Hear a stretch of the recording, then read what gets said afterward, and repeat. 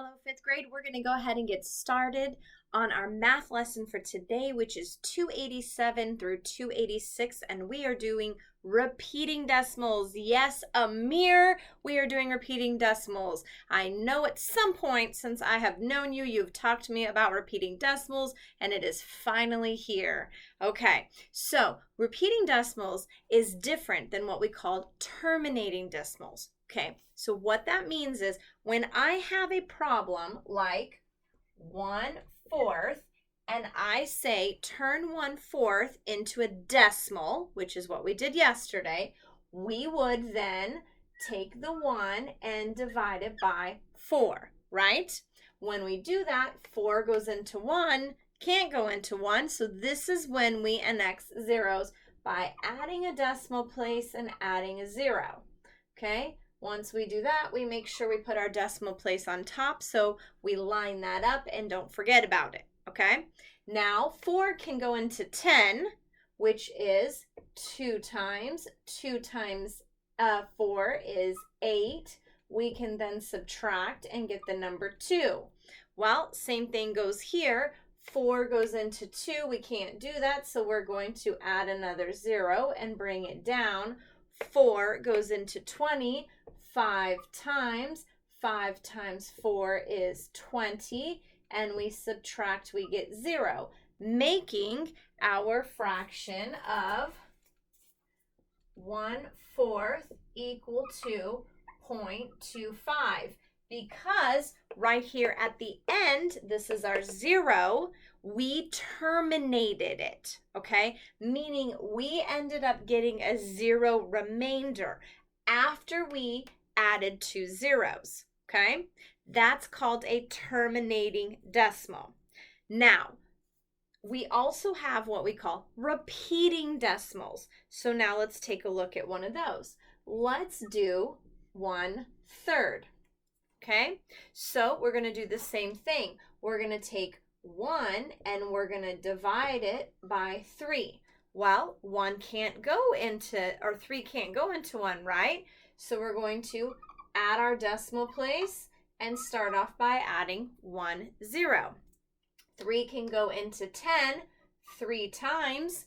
Let me scooch it over a little bit so you can see me. 3 times 3 is 9. I can subtract and get a 1, right? Okay. Then my next step is I would say 3 can't go into 1. I add another 0, bring down that 0, and 3 goes into 10. 3 times 3 is 9. I subtract and I get a 1. Okay, 3 can't go into 1. I add another 0, bring down that 0, and I get a 10. 3 goes into 10. 3 times 3 is 9. Is anybody seeing the pattern start? What do you think? Let's try it one more time. 3 can't go into 1, add a 0, bring it down, give it 10.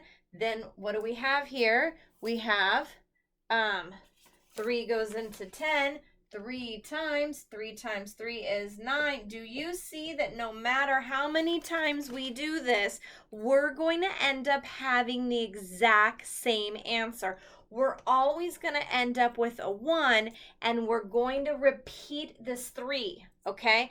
That's called a repeating decimal, okay? That means that it never terminates, okay? It never ends. We will never get a 0 remainder. It will repeat and repeat. If you add 1,000,000 zeros, you're going to get that many 3s, okay? It's going to keep going. So because this is what we call a repeating decimal, we will then write 1/3 as a decimal 3.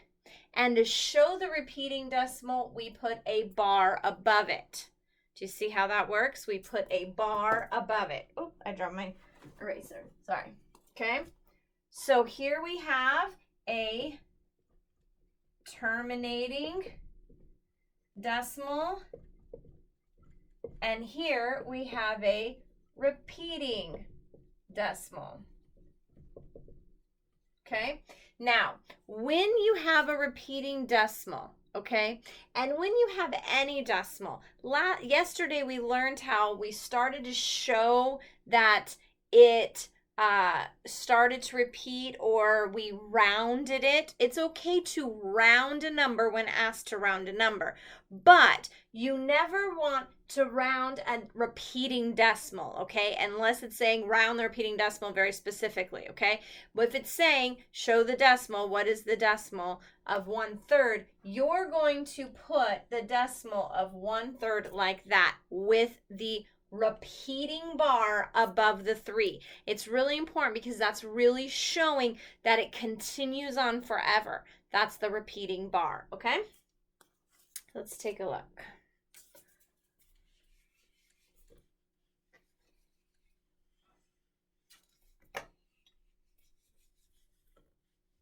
Okay, let me slide you guys back over. Okay, so let's do, oh, guess what? The one I just did over here, that was 1A. Go figure, right? Okay. Oh no, wait, it wasn't. It was in the box. I apologize. Okay, let's do 1A. Okay, so this is changing these fractions to the repeating decimal. So let's try it again, okay? Now, one trick is to at least get 3 repeating before you stop, okay? That's kind of like a guide, because sometimes just 2 isn't enough. You might want to go 3 or 4 times just to make sure that that decimal is actually repeating, okay? Now, if you take a look at your box in your book, it does have a little box that says learn these fractions. That one fraction of 1/3 is a repeating of 0.3, okay? 2/3 is a repeating of 0.6 or 6/10. 1/6 is a different one. Let's try that one. I'm going to show you how that works. Okay, I have 1/6, right? So if I was going to go ahead and do 1/6, I would do 1 divided by 6, okay? Now 1 goes into 6, can't, so I add my decimal place and my 1/0, then I put my decimal place up in the quotient, or quotient, okay? And then you put 6 into 10, goes 1 time, 1 times 6 is 6. Then I subtract, I get a 4, right? Then I add my other 0, bring it down. 6 can't go into 4, so I had brought down that 0. So 6 goes into 40. 6 times 6 is 36. Subtract, I have a 4. Add another 0, bring it down. I have a 40. 6 goes into 40. 6 times 6 is 36. Subtract, I get another 4. Do you see where we're going here? Okay, let's add it one more time. I said 3, okay? Let's make sure. Bring my 0 down. 6 goes into 40. 6 times 6 is 36. Subtract, I get a 4, and you can see I'm going to have a repeating decimal. Now, why I wanted to do this problem is because this one has 1/10, then we're starting the 6. The hundredths place has the 6, and that's the repeating decimal. So when you go to write this problem, you want to make sure that you write it as 0.16, and you put the division bar only above the 6, okay? Only above the 6, not above the 1, because the 1 is not repeating. Only the 6 is repeating. Do you see how that's working? Okay, so let me try another one to show you something different. Let me see. Okay, let's do 3/11ths. Okay, 3/11ths. So we would do the same thing. 3 divided by 11. Well, I can't do 3 divided by 11, can I? No. So I add my decimal place. I start my first 0. Come over here. 11 goes into 30. 2 times 11 is 22. I then subtract. I then have 8, okay, because I borrow from here, bring that over here. 10 minus 2 is 8.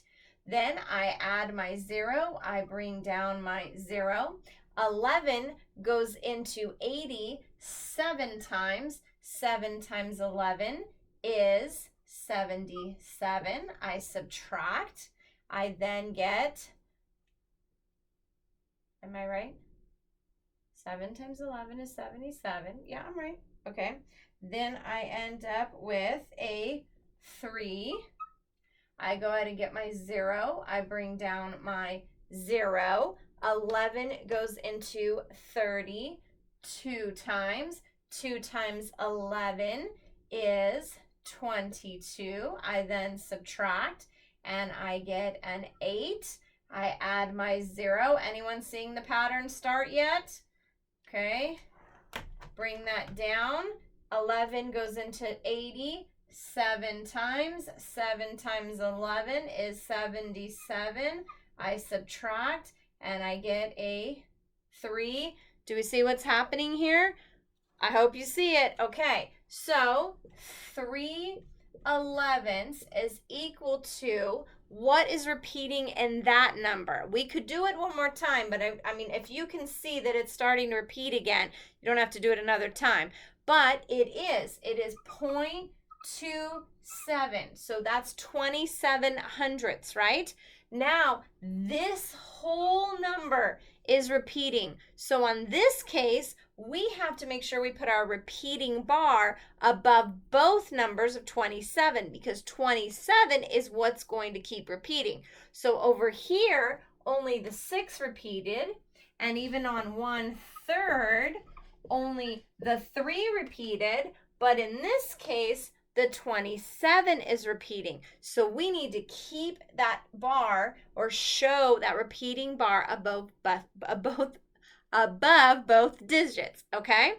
How are you guys doing with that? Repeating? So now think about a calculator. If we were to go ahead and divide these numbers into a calculator and go 3 divided by 11 or 1 divided by 6, you're going to receive that repeating digit. If you've ever seen that, you know what I'm talking about, okay? But on the calculator, they can't do this bar. So they just keep repeating it till they run out of room, okay? Sometimes they go ahead and round that last number, okay? But that doesn't show an accurate statement of exactly that repeating number, okay? This is the most accurate statement to show it repeats forever, okay? So let me take a look at your math problems for today and see which ones I want you to do. Okay, I am going to have you guys complete. Okay, so complete numbers. Let's do 1 through 4 all, okay? 1 through 4 all. And I'm going to actually have you do number 8. And that is A, B, and C, which is all. So it's only 3 problems. Let's do it all. Okay? Now, in A, or in 8, it wants you to find the area and the perimeter, okay? So that's actually 2 problems in 1. Okay. Oh, you can't see that. Sorry about that. Okay. So complete 1 through 4 all, then complete number 8. But number 8 is asking you for area and perimeter. It's both. Don't just give me area and don't just give me perimeter. Do both. So remember those equations, okay? Or yeah, those equations. Let me pull those up for you so you can see it. Okay. Here's area, so don't forget, okay, don't forget area is A equals length times width when it comes to a rectangle because we have our length and we have our width, and for our square, area is S times S because we have sides, 2 sides, they're exactly the same, so we do S times S, okay, and then we also have perimeter. Put this one up real quick. Hopefully it stays for you. Okay. Then remember perimeter is all the way around. So we have our equation of P equals 2 times length plus 2 times width for a rectangle, and P equals 4 times S.